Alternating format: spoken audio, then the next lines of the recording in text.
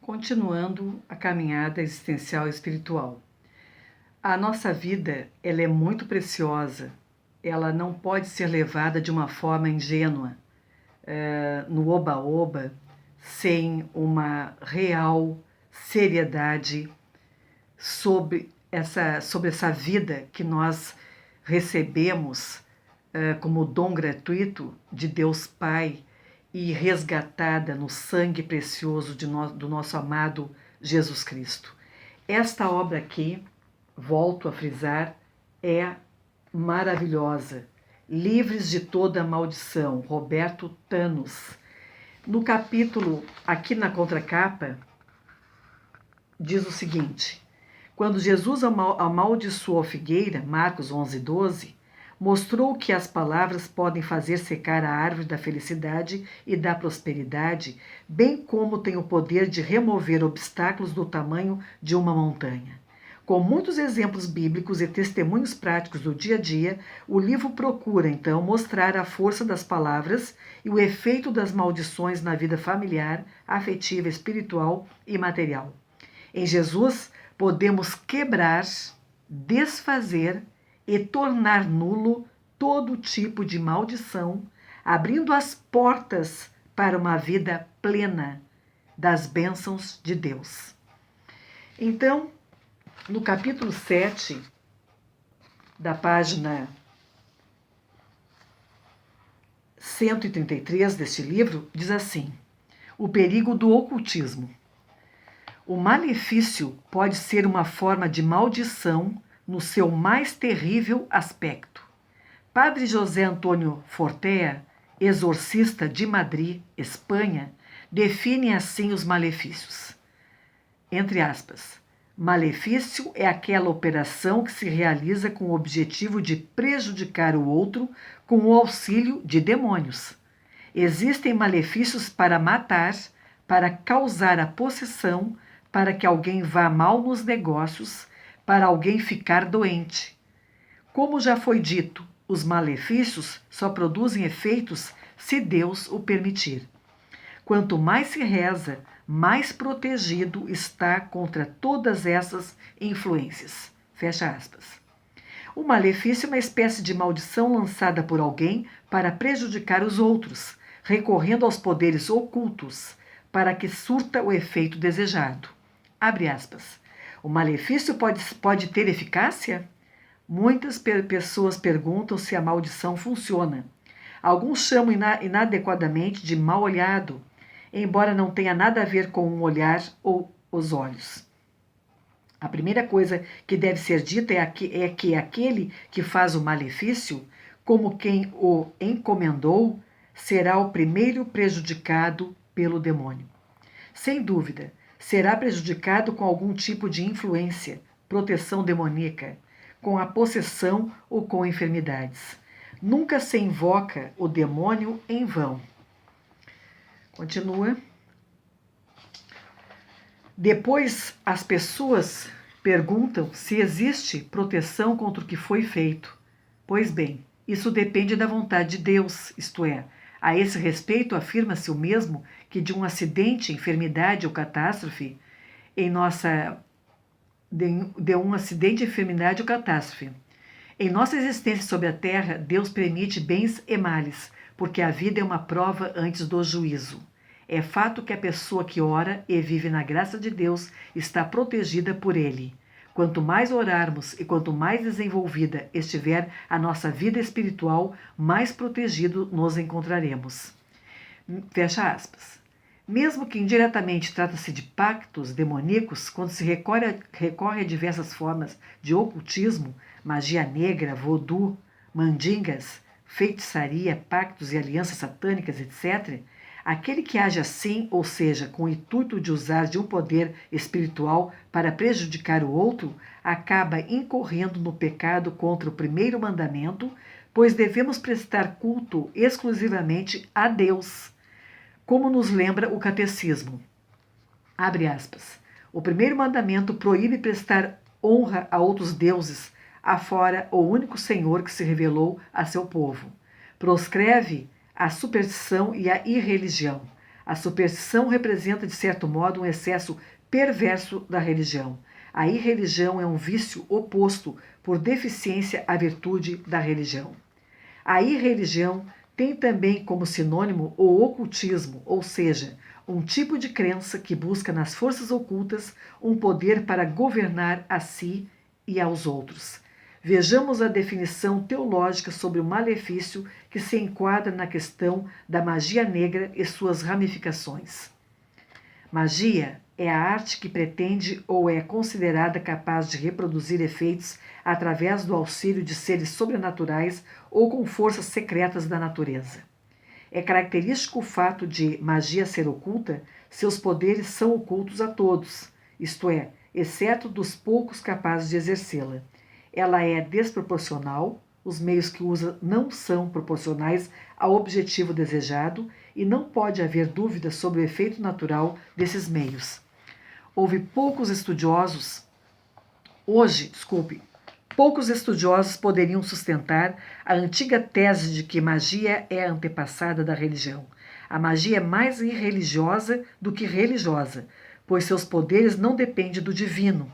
É a superstição que toma alguns elementos da religião e os eleva a sistema corrente. A adivinhação visa identificar o futuro curso dos acontecimentos com meios ocultos. Já a magia visa influenciar o curso dos acontecimentos futuros com meios ocultos. A Santa Sé proíbe o contato com todo tipo de ocultismo, inclusive o espiritismo, pois alerta que essas práticas podem prejudicar mais que ajudar, mesmo que se participe dessas sessões com boa intenção. Abre aspas. É ilícito assistir a sessões espíritas, que sejam elas realizadas ou não com auxílio de médiuns, mesmo que aparentemente simulem honestidade ou piedade, quer interrogando almas ou espíritos, ou ouvindo-lhes as respostas, quer assistindo a elas com o pretexto tácito ou expresso de não querer ter qualquer relação com os espíritos malignos. A Igreja adverte os cristãos a não buscarem o ocultismo. Abre aspas. Todas as formas de adivinhação hão de ser rejeitadas. Recurso a Satanás ou aos demônios, evocação dos mortos ou outras práticas que se supõem descobrir o futuro. A consulta a horóscopos, a astrologia, a quiromancia, a interpretação de presságios e da sorte, os fenômenos de visão, o recurso a médios escondem uma vontade sobre o tempo, sobre a história e, finalmente, sobre os homens, ao mesmo tempo que é um desejo de ganhar para si os poderes ocultos. Essas práticas contradizem a honra e o respeito que, unidos ao temor, devemos exclusivamente a Deus. Muitas pessoas são tentadas a buscar, através do ocultismo, dentre outros motivos, uma forma de angariar lucros para si ou para prejudicar outras pessoas que se interponham no caminho da efetivação de seus projetos. E em busca do poder, muitas vezes destituído de ética, tenta-se a realização de uma ambição desmedida, da busca do dinheiro, do prazer ou da satisfação, a qualquer preço de desejos e anseios, sem se preocupar com as suas consequências. Aquilo que Satanás ofereceu tentando a Jesus e o Senhor, recusou tacitamente, Mateus 4:10, agora não só é bem recebido, mas também é procurado por muitas pessoas que buscam até mesmo alianças com demônios. A busca de poderes no ocultismo é muitas vezes com a intenção não só de buscar ganhos para si, mas para prejudicar os outros, realizando até pactos ou alianças satânicas para que o objetivo proposto seja alcançado, não se importando com o preço a ser pago, até mesmo vendendo a própria alma ao diabo. É verdade, eu assino embaixo.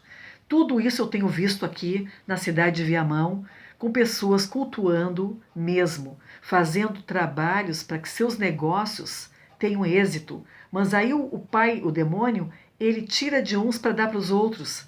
E aí fica aquele poder concentrado num ganho através de Satanás. E nós estamos comendo o pão que o diabo amassou dessa forma. Nós estamos comendo o pão que já amassou, porque são dinheiros oriundos dessa desgraça, toda ela reverenciando o animal, em seitas satânicas, em seitas de Umbanda, Quimbanda, Candomblé, as lojas maçônicas fazendo seus grãos-mestres mais iniciados, trabalhando com o ocultismo, né, em missas como nós vimos Nossa Senhora nos revelando. E é dela que eu pude entender a situação toda vigente, desde daquela criança com 7 anos colocada na Umbanda, né, pela santa ignorância, até a situação referida por Nossa Senhora em seu livro azul. Continua aqui. Ora, se existe um pronunciamento oficial da Igreja com uma proibição severa diante de tal fato, podemos chegar à conclusão que os malefícios podem sim alcançar os seus efeitos nefastos para todas as partes envolvidas, para quem o contratou, assim como para quem o realizou, e até mesmo para quem se destina, se a pessoa objeto do malefício não estiver em comunhão com Deus. Como assim comenta o dicionário bíblico. A Bíblia, abre aspas, a Bíblia nunca diz que a magia é uma fraude. Por isto, muitos de seus comentadores já consideraram que isso poderia representar uma forma implícita da existência de poderes mágicos. No entanto, a Bíblia não faz nenhuma afirmação teórica sobre a magia. Nos modelos de sua época, dificilmente seria possível uma afirmação desse tipo. Na realidade, a Bíblia não nega expressamente que a magia seja eficaz, mas repudia a prática toda vez que o assunto é mencionado e afirma que a magia é impotente contra o poder de Yahvé. Essa é a opinião dos relatos de Êxodo 7:9, que são de caráter bem popular. As magias são incapazes de frustrar a vontade de Yahvé e também de imitar as manifestações do seu poder. Em certos aspectos, a atitude da Bíblia em relação à magia é similar à atitude que demonstra nos primeiros livros das divindades. Não se dá o trabalho de negar a sua existência, mas afirma que, para aqueles que, em Yahvé, os outros deuses não têm sentido. Sempre é bom lembrar que toda maldição ou todo malefício feito contra alguém somente poderá ter algum resultado satisfatório se a pessoa contra a qual foi feito o malefício não estiver ligada a Deus e à sua igreja. Entretanto, se a pessoa objeto do malefício estiver na graça, nada poderá atingi-la. Vós, filhinhos, abre aspas, vós, filhinhos, sois de Deus e os vencestes, porque aquele que está em vós é maior do que aquele que está no mundo. 1 João 4,4. E São Paulo vai mais além. Abre aspas, que diremos depois disso? Se Deus é por nós, quem será contra nós? Fecha aspas, Romanos 8,31. E vem muita situação assim. O que eu posso, então, testemunhar é isso. Eu mesma aqui, servindo para você, servindo para dizer para você que em Cristo Eucarístico, que é ressurreição, Cristo vida ali, você bebe da fonte da água da vida para apagar esse fogo que arde da desgraça que Satanás lhe incutiu. São os seus pecados. Deus é vida, Deus é amor, Deus é misericórdia. Deus deseja que o projeto dele de vida continue nessa face da terra. Então, misericórdia, Pai. Eles ainda não sabem o que fazem. Então, uma boa confissão, reconciliação com Deus. Se você se sente atormentado com tentações na sua mente, você tem o Santo Rosário para rezar, você tem o Santo Terço, você tem as águas abençoadas, você tem o bom sacerdote para recorrer, as missas brancas para se dirigir. Você tem Jesus da Misericórdia, Santa Faustina, que está à sua espera, de braços abertos, para que você se arrependa de onde esteve até agora. Tá? Porque assim, até e sobretudo os sacerdotes, a parte pecadora do clero católico, apostólico romano, está aí, precisando das nossas orações, precisando ser tirado do fosso do abismo profundo, porque também como para-raios eles foram muito atentados por Satanás, erraram muito, Tem padres aí se deixando levar por seus certificados, seus diplomas. Tem padres aí se deixando levar pela televisão para ser ídolos e não ali, perto do sacrário, defendendo Jesus eucarístico, vida, e está solitário. E Nossa Senhora, Mãe da Eucarística, Mãe da Eucaristia, está nos revelando a sua obra, a dor dela, a minha dor, junto à Mãe, e desejando em Deus, como filósofa, como católica praticante, e servindo de testemunho nessa face da terra, para o bem, para que almas se convertam, para que o mundo seja digno, muito melhor, mais santificado, que essa fumaça de Satanás, essa bolha, fure e que nós saiamos almas livres, leves e soltas, sem rótulos, nos prendendo, nos chamando de louco. Não existe loucura, existe falta de Deus, existe vaso oco, templo, que nós somos templos de Deus. Nós somos templo que temos que introjetar na nossa alma humana pensamentos bonitos, bons, sair das aberrações que estão aí. Feche os olhos, desligue a TV ou mantenha um equilíbrio, escolhendo o que vão se alimentar a sua alma humana, que não só de pão o homem viverá, mas de toda a palavra que procede da boca do Pai. E que assim seja. Buscai primeiro a justiça e tudo vos será dado por acréscimo. Então busca essa justiça divina no sentido bom, para Deus lhe amparar e Jesus dar a misericórdia. A Batalha Espiritual entre Anjos e Demônios é um livro maravilhoso também de Padre Reginaldo Manzotti.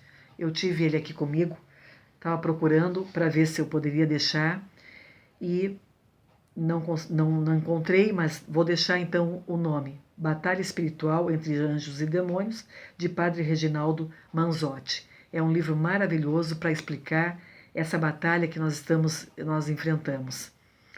E quero fazer uma correção de um vídeo passado anterior, que eu acho que foi, não me lembro, foi 63, não sei, quando eu falei, muito empolgada, o nome, eu disse errado, o nome que era de Lázaro, e não tem nada a ver, era Nicodemos, não é?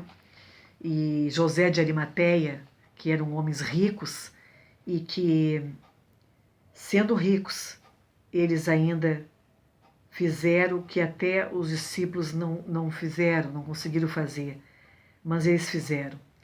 E deram túmulo para Jesus, e deram uma morte digna, e deram um linho que cobre, que é a tradição judaica, o corpo ser coberto com linho, e assim esses homens tiveram um olhar, de amor, que é o que Jesus espera de nós, mas um olhar de amor puro, purificado dos nossos pecados, não é? Tanto José de Arimateia quanto o amigo, ele era amigo de Nicodemos, tanto um quanto o outro, eles eram ricos. Então o lençol de linho que Jesus foi envolvido, conforme o costume judaico, foi fornecido por José de Arimateia, hoje é conhecido como o Santo Sudário. E Arimateia, José de Arimateia, porque era a região da Judéia, então ficou conhecido assim. E José pediu a Pilatos que ele permitisse retirar o corpo de Jesus e então retiraram o corpo, E vieram então para retirar o corpo. Está em João 19, 38. E assim que também nos fala sobre a fé, Nos fala que Nicodemos não conseguia ver que o reino de Deus não vinha de fora do corpo, mas o reino de Deus era e é algo interior que deve estar no coração em primeiro lugar. Este é o novo nascimento da água, do grego pneuma. Aqui o mestre se refere ao simbolismo do batismo de João, que os fariseus não aceitavam, e de renovação pelo Espírito Santo. O batismo em água não era de todo desconhecido de Israel.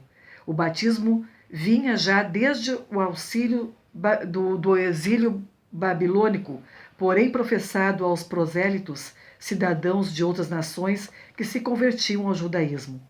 Nicodemos e os judeus, porém, achavam que eles não tinham necessidade nenhuma de aceitar um ato que simbolizava o nascer de novo.